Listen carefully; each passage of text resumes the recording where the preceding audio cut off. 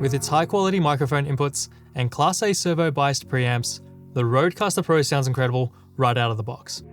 But for an even more polished, professional sound, it also gives you access to a host of powerful audio processors at the tap of a switch. Let's walk through each of these processors and see how they can shape the sound of your recordings. Now, each microphone channel has its own independent set of processors. To access these, tap on Audio Processing within the Channel Settings menu. Here you'll be presented with a simple on-off toggle switch for each processor. Let's start with the high-pass filter. This is quite a subtle effect. When you activate it, it'll cut lower frequencies, which is useful for two reasons. First, it will give your voice a little bit more clarity, as build-up of low frequencies can make your voice sound a bit too muffled.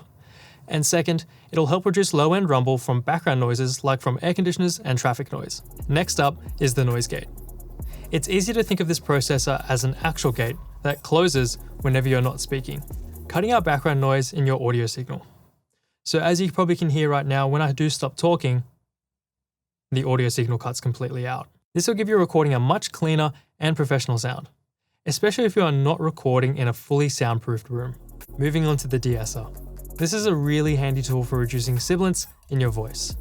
Now, sibilants is those harsh S, T, and sh sounds that naturally occur in human speech.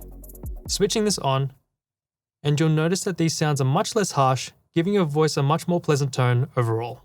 Another useful voice shaping tool is the compressor. Again, this is quite a subtle effect that reduces the dynamic range in your speech, boosting the softer parts while reducing the louder parts.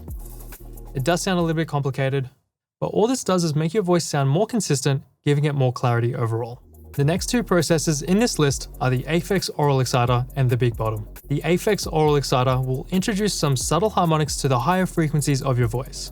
It's a classic broadcast effect that, when switched on, will give your voice more shine and sparkle.